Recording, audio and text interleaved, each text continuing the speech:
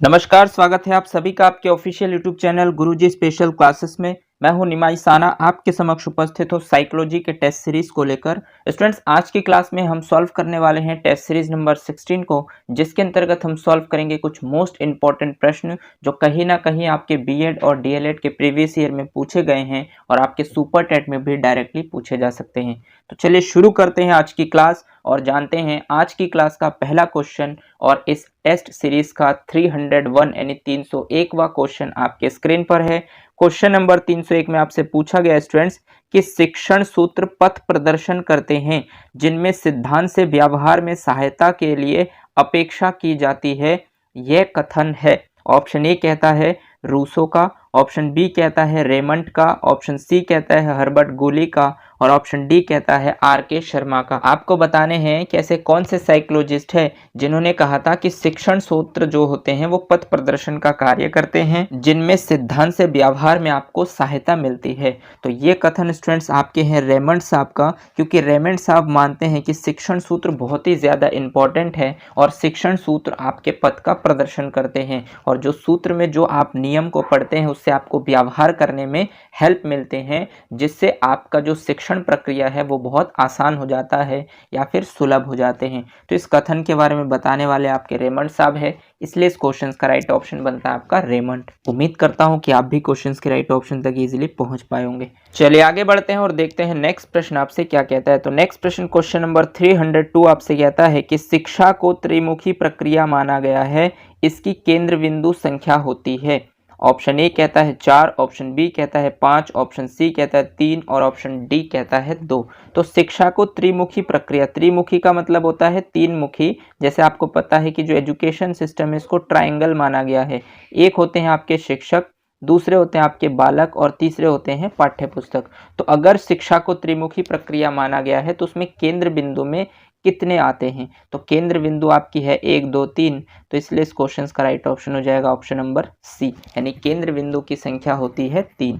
चलिए आगे बढ़ते हैं और देखते हैं नेक्स्ट प्रश्न आपसे क्या कहता है। तो नेक्स्ट प्रश्न क्वेश्चन नंबर 303 आपसे कहता है कि शिक्षण सूत्रों के प्रयोग से शिक्षण प्रक्रिया में निम्नलिखित लाभ होता है। देखिए, अगर आप शिक्षण सूत्रों का प्रयोग करते हैं, मतलब आप अपने शिक्षण प्रक्रिया के दौरान अगर आप टीचिंग फॉर्मूले का उपयोग करते हैं तो उससे शिक्षण प्रक्रिया में निम्नलिखित लाभ होते हैं। यानी क्या लाभ होते हैं? ऑप्शन ए कहता है शिक्षण गुणवत्ता में वृद्धि होती है, यानी कि शिक्षण टीचिंग की जो क्वालिटी है उसमें बढ़ोतरी होती है। ऑप्शन बी कहता है सुचारू रूप से शिक्षण, यानी कि जो शिक्षण करने का सही रूप यही होता है। ऑप्शन सी कहता है पथ प्रदर्शन में सहायक, मतलब आपको पथ प्रदर्शन मिल जाता है कि आपको आगे क्या करना है और किस तरीके से आगे बढ़ना है।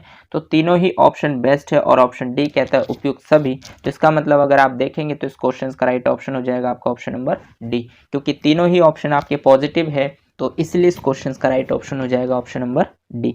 चलिए आगे बढ़ते हैं और देखते हैं नेक्स्ट प्रश्न आपसे क्या कहता है। तो नेक्स्ट प्रश्न क्वेश्चन नंबर 304 आपसे कहता है कि बालक प्रश्न पूछने के बजाय प्रश्न पूछे जाने से अधिक सीखते हैं, यह कथन है।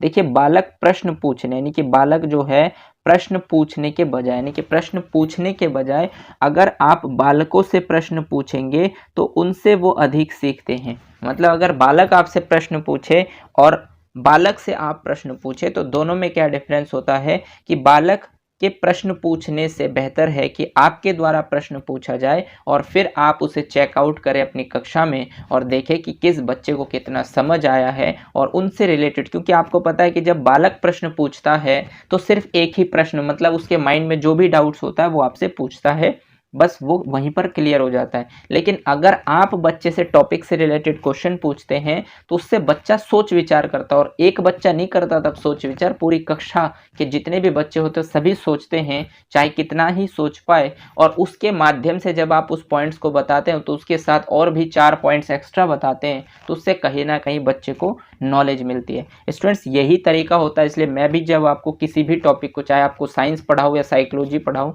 मैं चारों ही ऑप्शन को इसलिए इसलिए आपको डिटेल करता हूं, ताकि ज़रूरी ये नहीं कि आप इस क्वेश्चन के राइट ऑप्शन पर पहुंच गए और आपका क्वेश्चन समाप्त हो गया, ऐसा नहीं है। उसके साथ साथ जो बाकी 3 ऑप्शन है उसके बारे में भी अगर आपको जानकारी हो तो जब नए क्वेश्चंस बनते हैं तो आप उन प्रश्नों को भी इजीली हैंडल कर सकते हैं। मतलब 10 में से अगर नए क्वेश्चन आपसे पूछे जाए तो मोस्टली आप 8 से 9 प्रश्नों के राइट ऑप्शन तक पहुंच सकते हैं, वो भी अपनी तर्क शक्ति के आधार पर। तो यही क्वेश्चन आपसे पूछा गया है कि बालक प्रश्न पूछने के बजाय प्रश्न पूछे जाने से अधिक सीखता है, कथन किसका है? ऑप्शन ए कहता है डम्बिल का है, ऑप्शन बी कहता है हार्वर्ड का है, ऑप्शन सी कहता है रूसो का है और ऑप्शन डी कहता है फ्रोबेल का है। तो आपको पता है स्टूडेंट्स की जो प्रश्नोत्तर विधि के जनक है वो आपके सुकरात साहब है और उनसे रिलेट करते हैं आपके रूसो साहब। तो इसलिए इस क्वेश्चन का राइट ऑप्शन हो जाएगा आपका ऑप्शन नंबर सी। यानी रूसो जी का मानना था कि बालक से प्रश्न पूछने से बालक ज़्यादा अच्छे से चीज़ों को सीख पाते हैं और एक्स्ट्रा नॉलेज उनको मिलते हैं, इसलिए इस क्वेश्चन का राइट ऑप्शन बनता है आपका रूसो। चलिए आगे बढ़ते हैं और देखते हैं नेक्स्ट प्रश्न आपसे क्या कहता है। तो नेक्स्ट प्रश्न क्वेश्चन नंबर 305 आपसे कहता है कि शिक्षण का सर्वाधिक महत्वपूर्ण उद्देश्य। देखिए शिक्षण मतलब टीचिंग का सबसे इंपॉर्टेंट उद्देश्य क्या है? ऑप्शन ए कहता है बालक का स्वास्थ्य ठीक रखना, ऑप्शन बी कहता है उपयोगी ज्ञान प्रदान कर सर्वांगीण विकास करना, ऑप्शन सी कहता है पर्यावरण की शिक्षा देना और ऑप्शन डी कहता है जनसंख्या शिक्षा देना।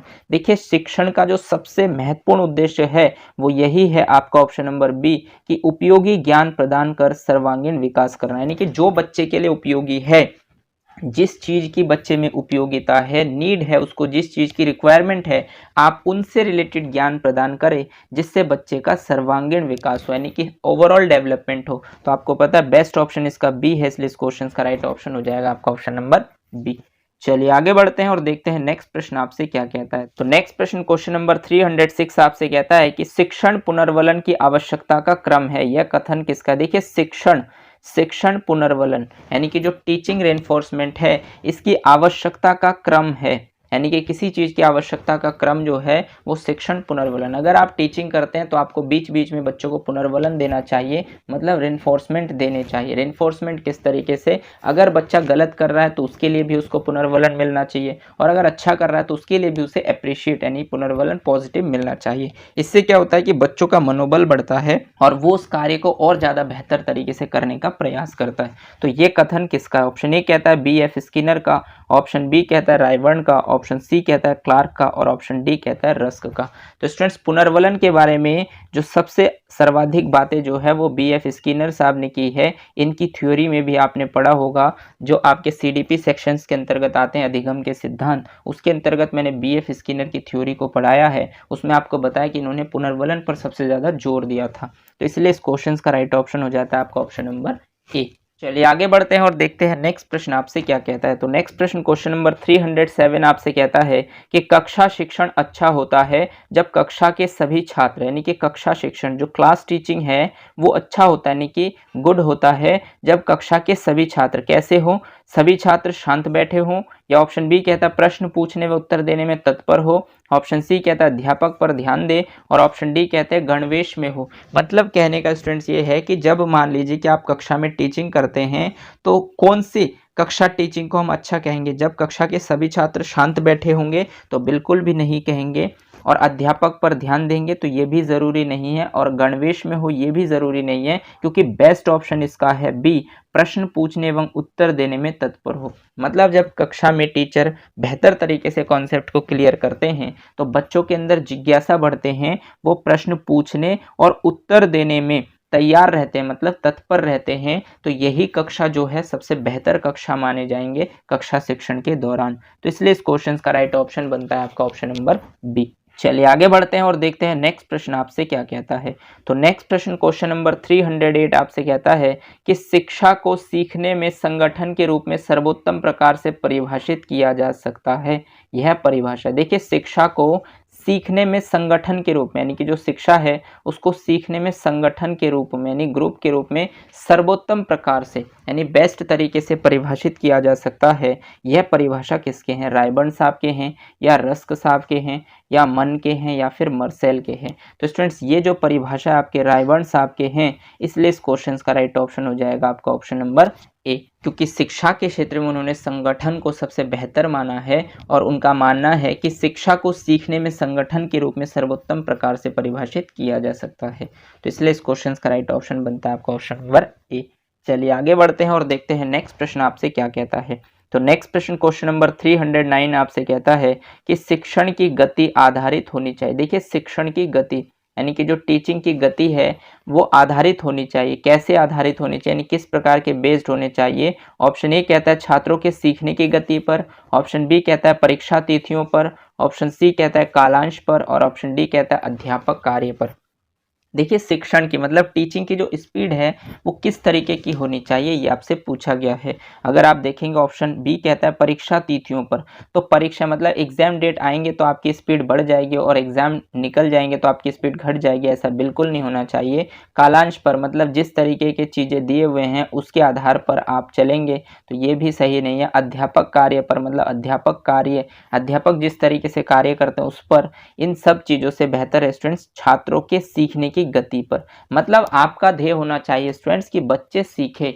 जरूरी ये नहीं कि आपको कोर्स कंप्लीट करना है। मान लीजिए आपने 15 दिन में 15 चैप्टर कोर्स कंप्लीट करा दिए लेकिन बच्चे को आता कुछ भी नहीं है, सीख नहीं पाया वो कुछ भी, तो उस शिक्षण की गति का कोई महत्व नहीं होता। इसका मतलब ये है कि आपको कॉन्सेप्ट को इतना डिटेल में समझाना चाहिए कि छात्र चीज़ों को सीखने लगे और उसे आसान लगने लगे। देखिए ये सभी चीज़ें क्योंकि मैंने बेहतर तरीके से साइकोलॉजी को पढ़ा हुआ है तो मुझे पता है कि किस तरीके से हमें बेहतर तरीके से रिप्रेजेंट करना चाहिए जिससे आप लोगों को चीज़ें क्लियर हो पाए। यही कारण है स्टूडेंट्स कि मेरे कंटेंट में थोड़ा समय लगता है और जब आप चीज़ों को व्यवस्थित क्रम में समझते हैं तो आपको बिल्कुल भी उसमें घबराने की आवश्यकता नहीं होती है। फ्रेंड्स यूट्यूब में बहुत सारे ऐसे संस्थाएं हैं जो बहुत बेहतर तरीके से आपको कंटेंट प्रोवाइड करते हैं, लेकिन मैंने देखा है कि वो 1 घंटे में, मान लीजिए कि एक टॉपिक है आपका वर्तमान भारतीय समाज एवं प्रारंभिक शिक्षा, पूरा एक टॉपिक है जिसको आपको 1 घंटे में वो कवर करा देते हैं। देखिए 1 घंटे में अगर आप कवर करा देंगे तो आप खुद ही समझिए कि वो कितनी चीज़ों को आपको बता सकते हैं 1 घंटे में। क्या उनकी स्पीड क्या हमसे डबल है या 4 गुनी है या 5 गुनी है। देखिए अगर वो 1 घंटे में आपके एक टॉपिक को कवर करते हैं तो मोस्ट चीज़ों को लेते हैं, बाकी चीज़ों को स्किप कर देते हैं। ठीक, अगर आप इस तरीके से तैयारी करते हैं तो इस तरीके से आपके 30 में से 25 मार्क्स आ सकते हैं, 24 मार्क्स आ सकते हैं। लेकिन स्टूडेंट्स अगर आपके 25 या 4 मार्क्स आते हैं तो जो आपके 5 से 6 क्वेश्चन जो आपके मिस हो जाएंगे, मोस्टली सभी बच्चों के स्कोर 25 तक पहुंच जाएंगे। लेकिन अगर आप डिटेल में पढ़ेंगे तो आपकी कोशिश ये होनी चाहिए कि 1 से 2 मार्क्स ही कटे, मैक्सिमम मार्क्स आप गेन कर पाएँ। इसके लिए आपको टॉपिक को डिटेल में पढ़ने की आवश्यकता। आपने देखा होगा अगर मैं एक टॉपिक को आपको 1 घंटे में कवर करा दूँ तो आपको पता है कि DLED के हर एक सेमेस्टर में आपकी 2-2 साइकोलॉजी की किताबें हैं। अब मान लीजिए वर्तमान भारतीय समाज एवं प्रारंभिक शिक्षा, ये आपके एक सेमेस्टर की बुक है। पूरे सेमेस्टर में मतलब 6 महीने में आपने उस बुक को पढ़ा और उस बुक के नोट्स को अगर मैं शॉर्ट नोट्स को मैं 1 घंटे में कवर करा दूं तो इसका मतलब ये हुआ स्टूडेंट्स कि आपके पूरे साइकोलॉजी को आप 20 घंटे में कवर कर लेंगे। मतलब 20 टॉपिक है आपके साइकोलॉजी में जहां से आपको 30 मार्क्स मिलेंगे और वो आप 20 घंटे में कवर कर लेंगे। अगर आप 20 घंटे में कवर कर लेंगे तो क्या उसमें से आप 30 के 30 प्रश्न सही बता सकते हैं, ये आप खुद से ही सोच सकते हैं। देखिए कोई भी कार्य जल्दबाजी से नहीं होता। वो कहावत आपने जरूर सुना होगा कि जल्दी का काम शैतान का होता है। तो अगर आप बहुत सारी चीज़ों को स्किप करके आगे बढ़ जाएंगे, बहुत जल्दी कवर करने की कोशिश करेंगे तो फिर आपके 30 में से 30 नहीं आएंगे, 30 में से 20 या 22 आ सकते हैं, 23 आ सकते हैं। लेकिन वहाँ पर जितने क्वेश्चन आपके 5, 6 या 7 क्वेश्चन जो भी मिस होंगे वही स्टूडेंट्स आपका एक्स फैक्टर होगा सिलेक्ट होने का। मतलब इसका मतलब ये हुआ कि 69,000 में भी 70,000 ऐसे बच्चे हैं जो क्वालिफाई हो गए थे लेकिन उनको जॉब नहीं मिली क्योंकि उन्होंने कम टाइम में चीज़ों को बहुत जल्दी पढ़ने की कोशिश की और वो समय भी बहुत कम था, तो इसलिए उनको आप गलत नहीं कह सकते। लेकिन मेरे हिसाब से अभी आपके पास समय है तो आप चीज़ों को डिटेल में पढ़ें, टॉपिक से बाहर ना जाए, टॉपिक्स के अंदर ही रहकर उनको डिटेल में पढ़े, समझ कर पढ़े, ताकि आपके पास नॉलेज हो और आप नए क्वेश्चंस को भी इजीली कर पाएं। इसीलिए आपका जो ये क्वेश्चंस है, इस क्वेश्चन में आपसे यही पूछा गया है कि जो शिक्षण की गति आधारित होनी चाहिए वो छात्रों के सीखने की गति पर। मतलब अगर आपकी सीखने की गति बहुत बेहतर है, आप डेली 12 घंटे पढ़ सकते हैं, तो आप 1 दिन में या 2 दिन में या 1 दिन में 2 ही टॉपिक कवर कर सकते हैं। वो आपके डिपेंड करते हैं आपके सिटिंग टाइम पर कि आप पर डे कितना पढ़ाई करते हैं। जितना ज़्यादा आपके सीखने की गति होगी उस हिसाब से आपका सिलेबस भी कवर होगा। तो उम्मीद करता हूँ कि इस क्वेश्चन के राइट ऑप्शन तक आप इजीली पहुंच पाए होंगे, क्योंकि इस क्वेश्चन का राइट ऑप्शन है आपका ऑप्शन नंबर ए। चलिए आगे बढ़ते हैं और देखते हैं नेक्स्ट प्रश्न आपसे क्या कहता है। तो नेक्स्ट प्रश्न क्वेश्चन नंबर 310 आपसे कहता है कि बच्चों से कदम ताल कराना, हाथ ऊपर नीचे कराना तथा दाएं बाएं मुड़ने के लिए कहना, ये गतिविधियां है। मतलब ये किस प्रकार की गतिविधियां, ये आपसे पूछा गया। ऑप्शन ए कहता है शारीरिक गतिविधि, ऑप्शन बी कहता है मानसिक गतिविधि, ऑप्शन सी कहता है शारीरिक व मानसिक दोनों गतिविधियां, और ऑप्शन डी कहता है ना तो शारीरिक ना ही मानसिक गतिविधियां। बच्चों से कदम ताल कराना मतलब आप बच्चों से कदम ताल कराते हैं, हाथ ऊपर या नीचे कराते हैं, दाएं या बाएं मुड़ने के लिए कहते हैं। तो ये किस प्रकार की गतिविधि है, मतलब शारीरिक गतिविधि है या मानसिक गतिविधि भी है, क्योंकि जब आप उसको हाथ ऊपर नीचे करने के लिए कहते हैं तो वो सोचता भी होगा कि ऊपर करना है या नीचे करना है, तो इसका मतलब मानसिक गतिविधि का भी यूज करता है। ऑप्शन सी कहता है शारीरिक व मानसिक दोनों गतिविधियां हैं, और ऑप्शन डी कहता है ना तो शारीरिक ना ही मानसिक। तो ये बिल्कुल नहीं हो सकता, और अगर आप बेस्ट ऑप्शन देखेंगे तो बेस्ट ऑप्शन आपका बनता है ऑप्शन नंबर सी, शारीरिक व मानसिक दोनों ही गतिविधियां हैं ये, इसलिए इस क्वेश्चन का राइट ऑप्शन हो जाएगा आपका ऑप्शन नंबर सी। चलिए आगे बढ़ते हैं और देखते हैं नेक्स्ट प्रश्न आपसे क्या कहता है। तो नेक्स्ट प्रश्न क्वेश्चन नंबर 311 आपसे कहता है कि उत्तम टीएलएम की विशेषताएं हैं, यानी उत्तम बेस्ट टीएलएम जिसे हम कहते हैं टीचिंग लर्निंग मटेरियल, तो ये इसका फुल फॉर्म होता है। तो उत्तम टीएलएम मतलब बेहतर टीएलएम की क्या खासियत है, क्या विशेषताएं हैं। ऑप्शन ए कहता है बिना लागत का होना चाहिए, ऑप्शन बी कहता है कम लागत होना चाहिए, ऑप्शन सी कहता है बालकों को हानिकारक नहीं होना चाहिए, और ऑप्शन डी कहता है ये सभी। देखिए उत्तम टीएलएम मतलब बेस्ट टीएलएम कौन सा हो जाएगा, तो बेस्ट टीएलएम का मतलब जो आप टीएलएम यूज कर रहे हैं वो बिना लागत के होने चाहिए। अगर बिना लागत का होगा तो बेहतर होगा, क्योंकि बिना लागत का होगा तो कहीं ना कहीं आपकी क्रिएटिविटी दिखेगी। कम लागत होना चाहिए मतलब उसमें कोशिश ये करनी चाहिए कि कम लागत में मतलब ज़्यादातर चीज़ें आप खुद के द्वारा बनाए गए होने चाहिए, और ऑप्शन सी कहता है बालकों को हानिकारक नहीं होना चाहिए, और जो आप टीएलएम यूज़ करेंगे वो बालकों के लिए हानिकारक भी नहीं होने चाहिए। इसका मतलब ये ऑप्शन भी बेहतर है। तो बचा हुआ ऑप्शन आपका है ये सभी, यानी कि इस क्वेश्चन का राइट ऑप्शन हो जाएगा आपका ऑप्शन नंबर डी, क्योंकि तीनों ही ऑप्शन पॉजिटिव है, तो इसलिए इसका बेस्ट ऑप्शन आपका बनता है ऑप्शन नंबर डी। उम्मीद करता हूं कि आप भी क्वेश्चंस के राइट ऑप्शन तक इजीली पहुंच पाए होंगे। चलिए आगे बढ़ते हैं और देखते हैं नेक्स्ट प्रश्न आपसे क्या कहता है। तो नेक्स्ट प्रश्न क्वेश्चन नंबर 312 आपसे कहता है कि सीखने में सहज संबंध को बताया। देखिए सीखने में मतलब लर्निंग में सहज संबंध, सहज संबंध का मतलब होता है कि आपका जो संबंध है वो सहज होना चाहिए, बेहतर होना चाहिए, मतलब सॉफ्टनेस होनी चाहिए। तो इस प्रकार के संबंध को बताया है सीखने में सहज संबंध। किसने बताया? ऑप्शन ए कहता है पावलव ने, ऑप्शन बी कहता है अरस्तु ने, ऑप्शन सी कहता है थॉर्नडाइक ने, और ऑप्शन डी कहता है कोहलर ने।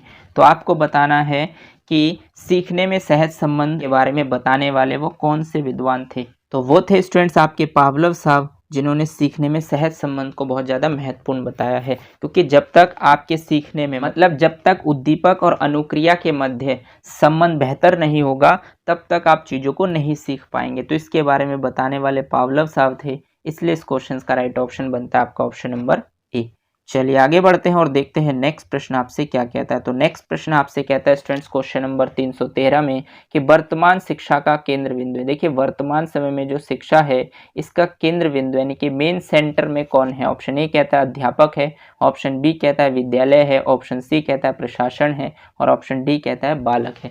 तो आपको बताने हैं कि जो आधुनिक शिक्षा है या आप जो वर्तमान शिक्षा में एज अ टीचर जो आप टीचिंग करते हैं, तो इस समय वर्तमान शिक्षा के अंतर्गत केंद्र बिंदु में यानी कि शिक्षण के प्रोसेस में केंद्र बिंदु में कौन होता है। आपको पता है कि वर्तमान समय में जो शिक्षण प्रक्रिया है वो त्रिमुखी है, जिसमें अध्यापक है, छात्र है और पाठ्य पुस्तक है। लेकिन मेन सेंटर में कौन है, तो अगर आपसे पूछा जाए तो आपको बताना है कि मेन सेंटर में है बालक, क्योंकि बालक जो है केंद्र बिंदु में है। बालक को ध्यान में रखकर ही आपको क्लास नोट्स बनाने होते हैं, मतलब लेसन प्लान तैयार करना होता है। अगर ये क्वेश्चन होता है स्टूडेंट्स कि प्राचीन शिक्षा के दौरान या वैदिक काल में शिक्षा का केंद्र बिंदु कौन था, तो उस केस में हो जाता है आपका अध्यापक। लेकिन यहाँ पर अध्यापक नहीं है, यहाँ पर इस क्वेश्चन का राइट ऑप्शन हो जाएगा बालक, क्योंकि वर्तमान शिक्षा जो है वो बाल केंद्रित शिक्षा है, तो इसके केंद्र में होता है बालक। इसलिए इस क्वेश्चन का राइट ऑप्शन आपका है ऑप्शन नंबर डी। चलिए आगे बढ़ते हैं और देखते हैं नेक्स्ट प्रश्न आपसे क्या कहता है। तो नेक्स्ट प्रश्न क्वेश्चन नंबर 314 आपसे कहता है कि छात्रों से उत्तर निकलवाने में सहायक है। देखिए छात्रों से, जो स्टूडेंट्स है उनसे अगर आप उत्तर निकलवाना चाहते हैं, मतलब आंसर प्राप्त करना चाहते हैं, तो उसके लिए सहायक हेल्पफुल क्या है? ऑप्शन ए कहता है शिक्षण कौशल, ऑप्शन बी कहता है शिक्षण सूत्र, ऑप्शन सी कहता है शिक्षण प्रविधियां और ऑप्शन डी कहता है उपयुक्त सभी। तो अगर आप छात्रों से उत्तर निकलवाना चाहते हैं, मतलब आप चाहते हैं कि छात्र जो है आंसर स्वयं से ही बताएं, तो इसके लिए ज़रूरी है शिक्षण कौशल, मतलब आपको टीचिंग स्किल आनी चाहिए, आपको टीचिंग करने की कला पता होनी चाहिए, आपको शिक्षण सूत्रों का ज्ञान होना चाहिए, आपको शिक्षण की प्रविधियों का ज्ञान होना चाहिए। इसका मतलब इस क्वेश्चन का राइट ऑप्शन हो जाएगा उपयुक्त सभी। तो इस क्वेश्चन का राइट ऑप्शन बनता है आपका ऑप्शन नंबर डी। स्टूडेंट्स, ये सभी चीज़ें आपने पढ़े हैं क्योंकि आपको पता है कि टीचिंग स्किल्स के अंतर्गत वो सभी चैप्टर आपको दिए गए हैं जिसके अंतर्गत आपने शिक्षण कौशल को भी पढ़ा होगा, शिक्षण सूत्रों को भी पढ़ा होगा, शिक्षण प्रविधियों को भी पढ़ा होगा, शिक्षण की विधियों को पढ़ा होगा, शिक्षण अधिगम के सिद्धांत को पढ़ा होगा। ये सभी चीज़ें आपको इसलिए पढ़ाए जा रहे हैं या पढ़ने के लिए आपको बाध्य किया जा रहा है ताकि आप इन सभी चीज़ों को पढ़ें, आपके व्यवहार में परिवर्तन हो। तो आप जब कक्षा में पढ़ाने के लिए जाएंगे तो आप बच्चों की मानसिक क्षमता को समझ पाएंगे और उसके अनुरूप उनके लिए शिक्षा प्रदान कर पाएंगे, जिससे वो चीज़ों को सहजता से सीखते हुए अपने जीवन में आगे बढ़ेंगे। तो इसीलिए ये सभी टॉपिक्स को आपको पढ़ने के लिए दिए गए हैं और इनसे रिलेटेड इस तरीके के प्रश्न आपके सीधे सीधे सुपर टेट में भी देखने को मिलेंगे। स्टूडेंट्स, ये सभी प्रश्न आप तभी कर पाएंगे जब आप इसको अपने व्यवहार के साथ जोड़ेंगे। जब आप व्यवहार के साथ जोड़ेंगे तो आपको रटने की आवश्यकता नहीं होगी, सिर्फ आपको उन प्रश्नों को रटना है जो कथन निष्कर्ष से रिलेटेड है, यानी कि कथन से रिलेटेड है, वो आपको रिमाइंड करने की जरूरत है। अगर आप बार बार रिवाइज करेंगे, जितने भी कथन से रिलेटेड क्वेश्चंस होंगे उनको जितना ज़्यादा आप रिवाइज करेंगे, बार बार देखेंगे, तो आपको क्लियर हो जाएगा कि कौन सा कथन किस विद्वान के द्वारा दिया गया है। स्टूडेंट्स, कुछ चीज़ें ऐसे होते हैं जो आपके एग्जाम पैटर्न पर डिपेंड करता है। अब जो ये एग्जामिनर है ये कथन से रिलेटेड क्वेश्चंस पूछते हैं, हालांकि कथन से रिलेटेड क्वेश्चन जो है एक तरीके से रटंत विधि पर डिपेंड है, तो इस तरीके के क्वेश्चंस पूछने नहीं चाहिए, लेकिन यूपी टेट और सुपर टेट जैसे एग्जाम्स में आयोग इस तरीके के क्वेश्चंस पूछती है, तो इसलिए हमें इसके आंसर को बताने के लिए हमें भी कुछ इस तरीके को अपनाने पड़ते हैं। हालांकि यहाँ पर समझ बेस्ड क्वेश्चन नहीं है, लेकिन फिर भी आपको करना है क्योंकि आपको 30 में से 30 स्कोर अवश्य करना है।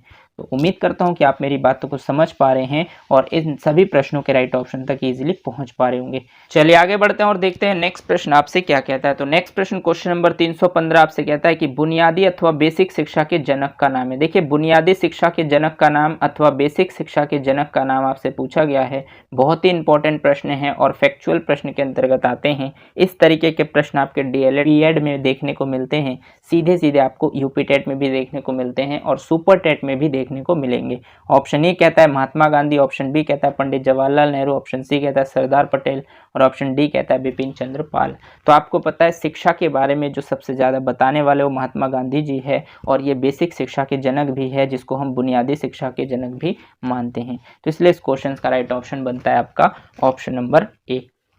चलिए आगे बढ़ते हैं और देखते हैं नेक्स्ट क्वेश्चन आपसे क्या कहता है। तो नेक्स्ट क्वेश्चन नंबर 316 आपसे कहता है कि शिक्षण सूत्र पथ प्रदर्शन करते हैं जिनमें सिद्धांत से व्यवहार में सहायता के लिए अपेक्षा की जाती है, यह कथन है। ऑप्शन ए कहता है टी रेमंड का, ऑप्शन बी कहता है रूसो का, ऑप्शन सी कहता है फ्रोबेल का और ऑप्शन डी कहता है काल्विन का। स्टूडेंट्स, ये प्रश्न भी आपके एग्जाम्स में पूछे गए हैं। डीएलएड 2018 में भी ये क्वेश्चन पूछा गया है और उससे पहले बीटीसी 2015 में भी ये क्वेश्चन पूछे गए हैं। अलग अलग तरीके से पूछे गए हैं, इसलिए इस क्वेश्चन का राइट ऑप्शन आप इजीली पहुंच पाएंगे क्योंकि शिक्षण सूत्र पथ प्रदर्शन का कार्य करते हैं कथन टी रेमंड साहब का है, इसलिए इस क्वेश्चन का राइट ऑप्शन बनता है आपका ऑप्शन नंबर ए।